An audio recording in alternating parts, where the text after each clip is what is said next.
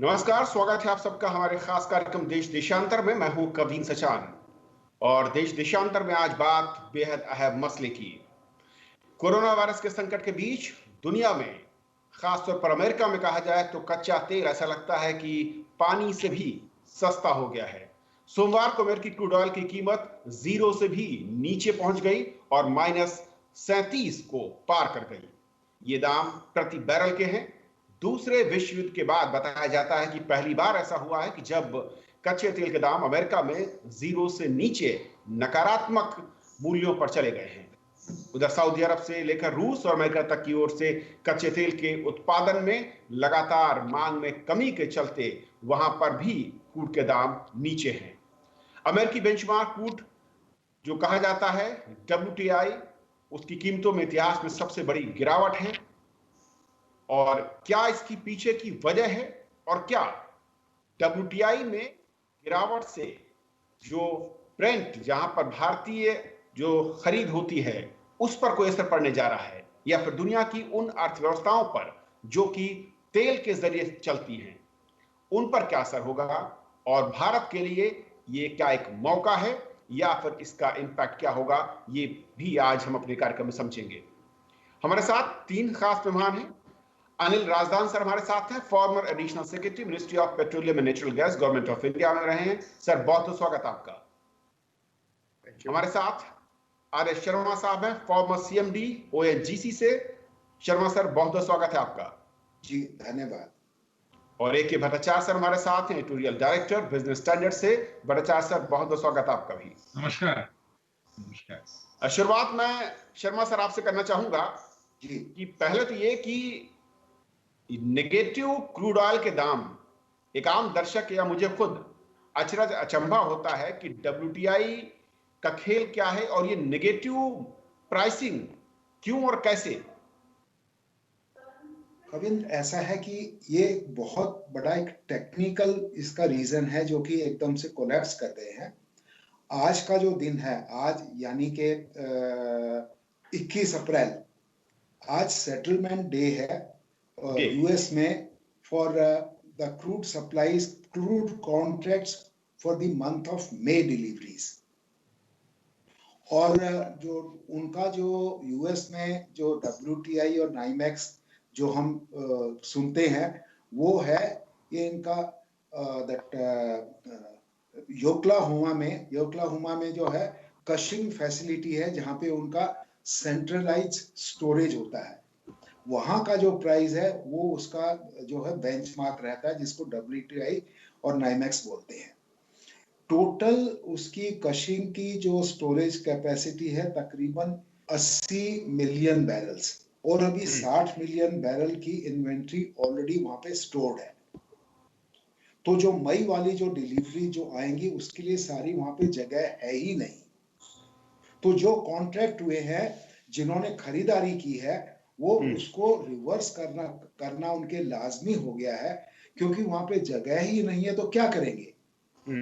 तो वो कहते हैं आप हमसे पैसे ले लो और हमारे यहाँ से क्रूड खरीद लो। अभी वो हालात हैं जिसके रहते, और ये बहुत ही पिक्यूलियर टेक्निकल प्रॉब्लम है, और ये 2-1 दिन में ठीक हो जाएगी।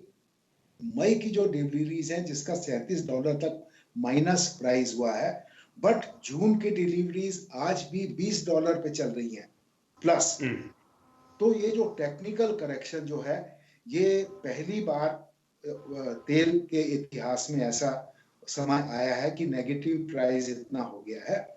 तो मैं समझता हूं कि ये 2-1 दिन में, जबकि इन्वेंट्री लेवल्स का जो समझौता खरीद बेच का जो जरिया चल रहा है, जो कि सरप्लस इन्वेंट्री जब अवॉइड हो जाएंगी तो ये करेक्शन में आ जाएगा। पर ये जरूर है कि ये दाम जो है $20 से भी नीचे चल रहे हैं, और हाई सीज में अभी जो ट्रेडिंग हो रही है वो $12, $15 पे भी हो रही है।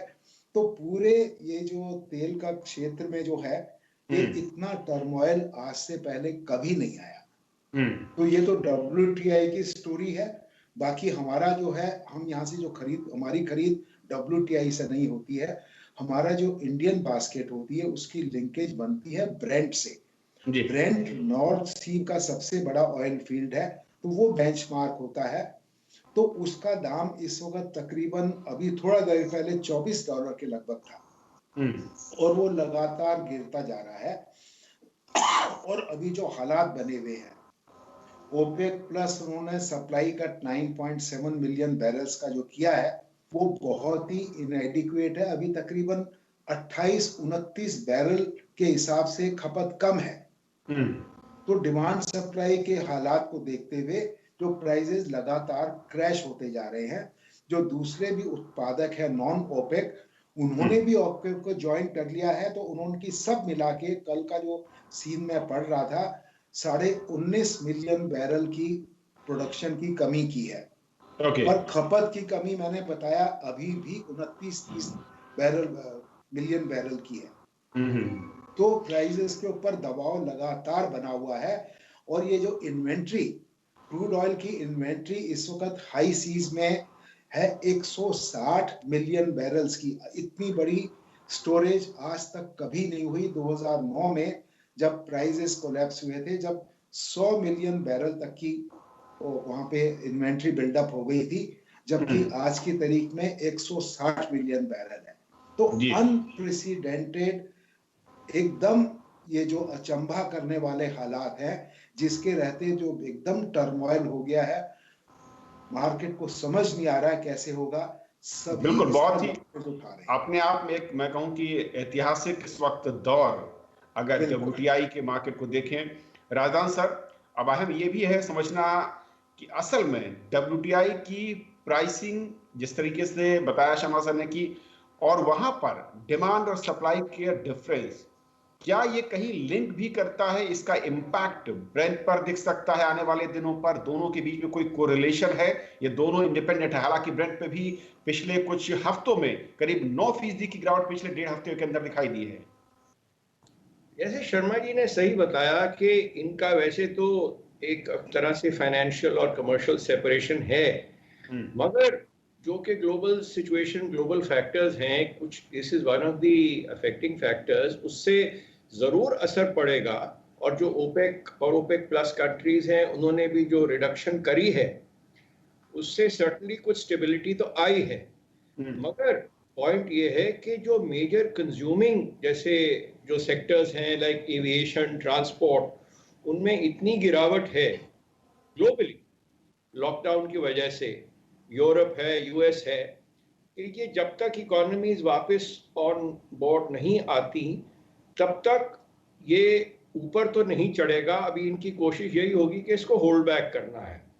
मगर जैसे कि अब मैं समझता हूं कि जो स्टोरेज का इशू है, ये मैं कहीं ऑब्जर्व कर रहा था कि शायद हमारे लोकल एथेनॉल पे भी अब हिट करना शुरू कर गया है कि एथेनॉल स्टोरेज फैसिलिटीज कुछ ब्रिम पे आ रही हैं। तो नॉन जो कन्वेंशनल जो states with in the country है उनको टैप किया जा रहा है। तो ये ओवरऑल इम्पैक्ट तो होएगा ही। और जो अगर ऑयल प्राइसेस नीचे रहेंगी, मैं तो कुछ समय पहले शायद भट्टाचार्य साहब के साथ ही एक प्रोग्राम में था, तब मैंने ये कहा था कि शायद जब ऑयल प्राइसेस नीचे गिरती हैं तो प्रूडेंटली तो हमें जाके ऑयल एसेट्स और बाहर खरीदने चाहिए। मगर उस वक्त भी फिर और सिचुएशंस आ जाती हैं, आपको ONGC से मॉप अप करना था, पैसा ये वो करना था, बट इसकी it's a double edged weapon. But oil sales जैसे आप बता रहे हैं कि लोकल इकोनॉमीज में भी after all oil is a major ये रेवेन्यू सोर्स है सरकारों के लिए। आपका लकीली हमारा for the central revenues volume से लिंक हो गया है, तो रेवेन्यूज उतने नीचे नहीं जाएंगे, मगर जो वैट कंपोनेंट है वो स्टेट्स के रेवेन्यूज पे हिट करेगा।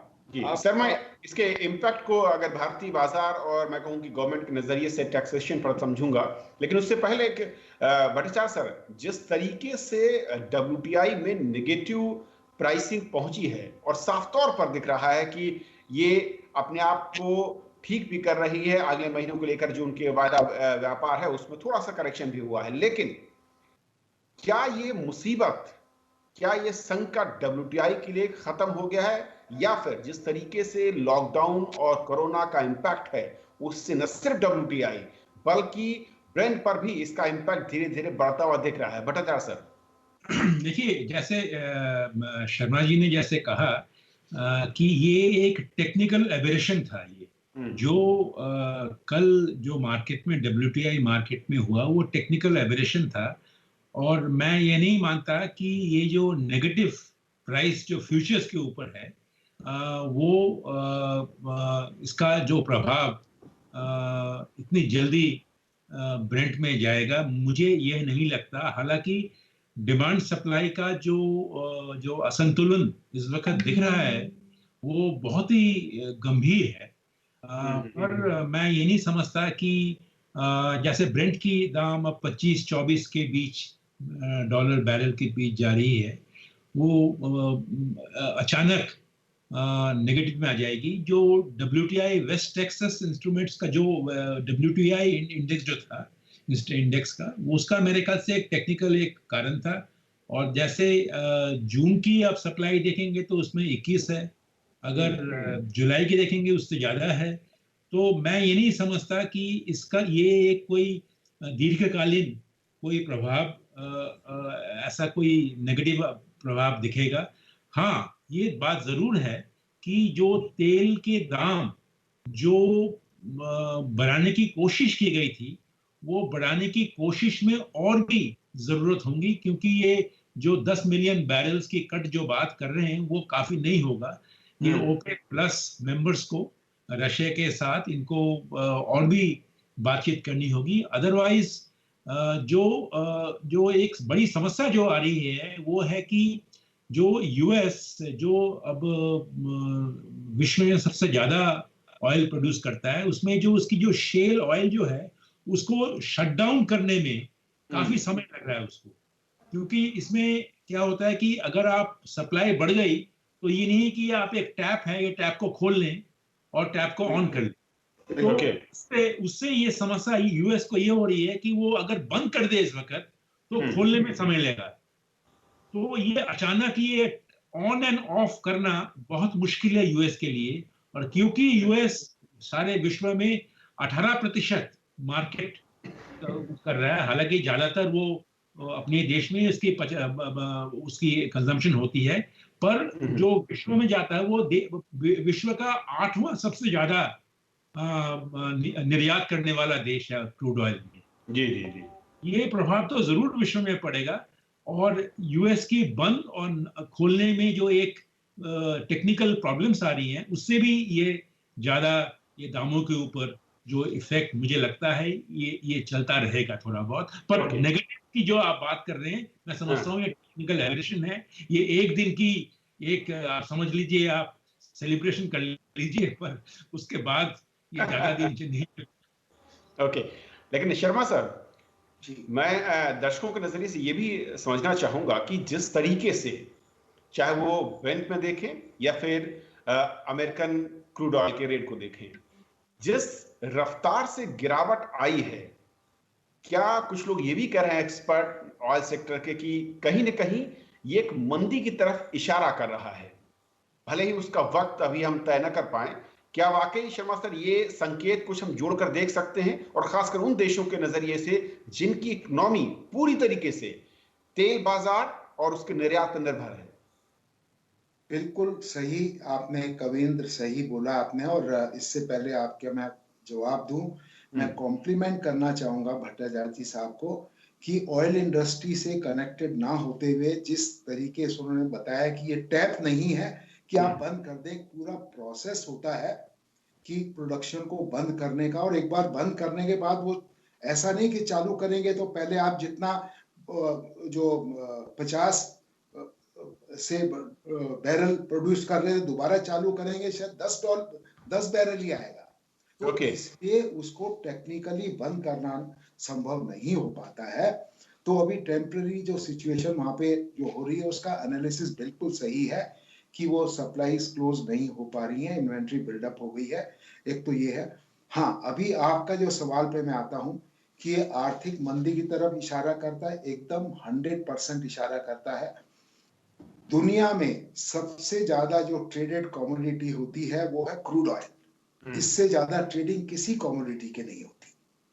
और इसमें एक तो होती है एक्चुअल स्पॉट प्राइस, जिसको हम जो हम पढ़ते हैं या सुनते हैं, स्पॉट प्राइसेस का मतलब होता है applicable to deliveries next month. Okay. आज जो सेटलमेंट हो रही है, आज का जो दिन है, this is for deliveries in the month of May. तो इसका ये है कि इसके रहते इसके अंदर जो एक्चुअल ट्रेडिंग जो होती है उससे ज्यादा डेरिवेटिव ट्रेड बहुत ज्यादा हो जाता है। कई गुना होता है, 50 गुना होता है, 100 गुना होता है, कोई नहीं जानता कितना गुना होता है, पर इतना मल्टीपल टाइम्स हो जाता है।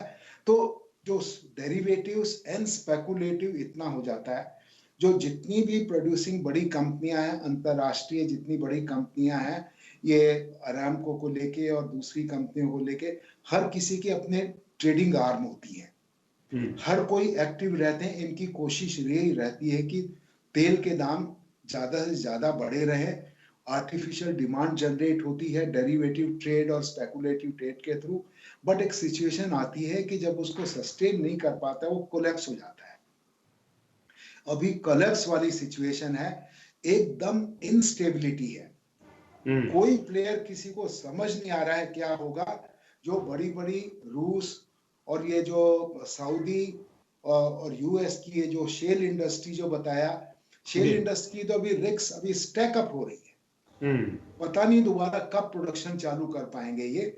वही हालात दूसरे देशों में भी है और हमारे अपने देश में भी। हम हालांकि 85% तेल आयात करते हैं, हमारी जो भी प्रोडक्शन हो रही है उसको बंद कर पाना, अभी कंपनियां ऑयल इंडिया, ओएनजीसी, केन सभी नुकसान उठा रहे हैं जो आज का जो दाम है जी, पर ये प्रोडक्शन बंद नहीं कर पाएंगे और वो समझदारी भी नहीं है। तो एक बहुत ही पेक्यूलियर टेक्निकल सी प्रॉब्लम हो जाती है। बट ये सारा अंदेशा एकदम आपका सही असेसमेंट है कि this is giving pointer to a unprecedented depression in the entire world economy. Okay Rajnath sir, अब ऐसे में मैं आता हूं भारत अपने देश की बात कि किस तरीके से इस सिचुएशन का फायदा कहां तक हम ले सकते हैं और कैसे। देखिए, फायदा तो ये होता है कि एज आई सेड कि पहले तो आप अपना जो स्टोरेज है उसको जितना मैक्सिमम आप कर सकते हैं, स्टेबिलिटी फैक्टर होता है स्टोरेज, वो जितने आप विच आई थिंक अभी भी कैपेसिटी है तो स्टोरेज को टॉप अप करने के लिए तो वो कर सकते हैं। दूसरी ये कि जैसे मैंने पहले भी हिंट किया था कि एसेट्स अब्रॉड अगर आप कहीं लेना चाहें in a weaker situation of the market आप जा सकते हैं। ओके बट ये जो ऑन ऑफ वाली बात उन्होंने सही बिल्कुल कही। अभी हमारी जो प्रोडक्शन लाइंस हैं वो तो ऑन ही रहेंगी, मगर जो अच्छी एक सिग्नल्स कुछ मिल रहे हैं कि जो रिफाइनर्स हैं वो कहते हैं कि we are happier with this kind of a regime. वो कुछ सिचुएशन कुछ कंफर्टिंग है, मगर हमारे भी आफ्टर ऑल थोड़ा थोड़ा लॉकडाउन से हम ऊपर उठ रहे हैं। यूएस भी उठ रहा है, जैसे कि उनका एफर्ट है, मई 1 से उठ जाएंगे। तो मैं समझता हूँ थोड़ी बहुत डिमांड तो पिकअप करेगी, मगर एविएशन तो अभी उठता नहीं, it is a major factor. दूसरा जो लोकल पेट्रोल डीजल डिमांड है वो भी अभी ज्यादा नहीं उठेगी, थोड़ी स्टेबिलिटी रहेगी। हमें भी थोड़ा सा रिलीफ रहेगा कि हमें हाई इंपोर्ट प्राइसेस जो हैं जो कि हमें हिट करती, क्योंकि हमारी एक्सपोर्ट्स भी इस वक्त अफेक्ट हो रही होंगी। बैलेंस ऑफ ट्रेड करने में शायद हमें इस वक्त भी रिलीफ है उस हद तक, बट इनस्टेबल कंडीशंस जो हैं वो किसी भी इकोनॉमी के लिए सही नहीं होती, मगर प्रूडेंटली मूव करना है हमें। और जैसे कि हम ले ऑफ नहीं कर सकते, बिल्कुल सही बताया शर्मा जी ने भी कि जो हमारी प्रोडक्शन लाइंस हैं जो उनको आप एकदम ऑन ऑफ नहीं कर सकते। मुझे जैसे पावर सेक्टर में रिलेटेड न्यूक्लियर है, आप न्यूक्लियर में नहीं आप ऊपर नीचे ज्यादा कर सकते, हाइड्रो में आप कर सकते हो, कोल थर्मल में लिमिटेड एक्सटेंट तक कर सकते हो। तो ये ऑयल की सिचुएशन अपनी पिक्यूलियर है, मगर हमें प्रूडेंटली देखना है कि वो long term vision, not only fire fighting. मगर ये सिचुएशन जो है, ये जो स्काई रॉकेटिंग प्राइसेस से मच बेटर सिचुएशन है फॉर आवर इकोनॉमी, ओके, जो कि 85% इंपोर्ट कर रही है। भट्टाचार्य सर, क्योंकि 85% हम आयात करते हैं, ऐसे में देश के खास तौर पर मैं अगर रेवेन्यू के लिहाज से देखूं, किस तरीके से बड़े फायदे सरकार के लिए हैं और इसको मैक्सिमाइज करने के, जैसा कि राजदान सर कह रहे हैं कि जो कैपेसिटी है स्टोरेज की वो कितना हमारे पास है, किस तरीके से उसको बढ़ा सकते हैं, ये बड़े फैक्टर हो सकते हैं। देखिए, मैं ज्यादा बेनिफिट्स मुझे नहीं दिख रहा है इस वक्त। उसके 2-3 कारण हैं।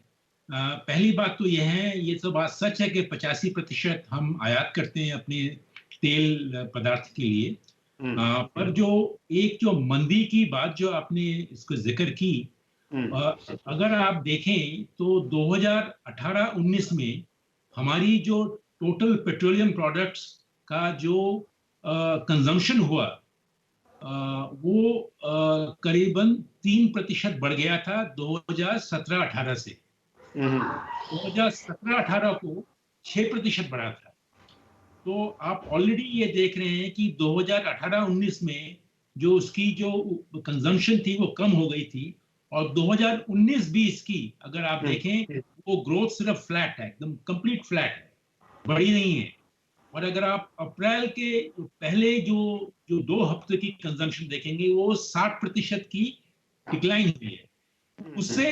हालांकि हमारी जो ओवरऑल इंपोर्ट बिल में बेनिफिट मिलेगा, और आपको ये भी मैं कह दूं कि हमारी एक्सपोर्ट बास्केट में पेट्रोलियम प्रोडक्ट्स अब पहले नंबर में आता है। तो अगर हमारी इंपोर्ट्स में बेनिफिट आएगी, एक्सपोर्ट्स में भी उसका इतना ज्यादा तो नहीं होगा, तो करंट अकाउंट में थोड़ा सा बेनिफिट मिलेगा, पर सबसे ज्यादा जो झटका पहुंचेगा वो सरकार के खजाने में। जैसे राजदान साहब ने कहा था, शर्मा जी ने कहा कि जो स्टेट गवर्नमेंट की जो ड्यूटीज जो हैं वो अवेलेबल है, इसका मतलब वो वैल्यू के ऊपर है। अगर दाम गिर जाते हैं तो उनकी रेवेन्यूज में झटका पहुंचता है। केंद्र की में उतना नहीं होगा, केंद्र ने इसीलिए थोड़ा बहुत टैक्स में बढ़ा भी दिए हैं, पर अगर कंजम्पशन 60% अगर पहले 2 हफ्ते में गिर गया और अप्रैल का पूरा समझ लीजिए आप गिर गया, तो खजाने पूरे 12 महीने के खजाने में जो फ्लो जो है, जो प्रवाह जो है, उसमें 1 महीने का तो आपका 60% निकल ही गया, नीचे आ गया। अगर आप देखें तो इसकी रिकवरी कितनी होगी वो डिपेंड करेगा कितनी जल्दी हम रिकवर कर सकते हैं। और उस रिकवरी का अगर आप देखें कि जो IMF का भी एस्टिमेट जो मैं मानता हूँ बहुत ही ऑप्टिमिस्टिक है, वो कह रहे हैं 1.9% का वृद्धि होगा। अगर आप 1.9% की जो वृद्धि दर से आप कोरिलेट करें एनर्जी सेक्टर की डिमांड को, मैं समझता हूं कि एनर्जी सेक्टर में ऐसा कुछ ग्रोथ नहीं आएगा जो कि आपको खजाने में, आपके सरकार के खजाने में कोई वृद्धि आएगी। तो ये अर्थनीति के लिए, मंदी के लिए ये ऑयल सेक्टर एक बहुत बड़ा अच्छा बैरोमीटर है। और मैं समझता हूं कि ये जो the writing is on the wall, और हमें इकोनॉमी को बहुत बहुत बारीकी तरह से देखना है। एक फायदा जरूर है जो हम ये ले सकते हैं इस मौके का, कि हमारी जो रिजर्व जो हैं, जो हमारी जो टैंक्स जो हैं, जो हमने बनाए थे, जो अभी आंध्र प्रदेश में है, उड़ीसा में बन रहा है, वो टैंक शायद और भी पूरी कर लें, बना के उसमें जो क्रूड ऑयल इस दाम में खरीद के हम उसको फिल कर लें, जिससे कि हम इसका फायदा अगले सालों में इसका फायदा ले सकते हैं।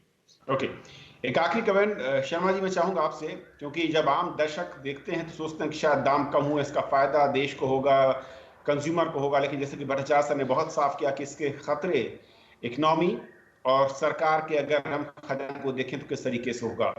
अब ऐसे में एक आखिरी बात ये कि क्या इस वक्त हिदायत आपकी तरफ से क्या एक समझदारी भरा कदम हो सकता है, किससे बचना है और क्या करना चाहिए सरकारों के स्तर पर?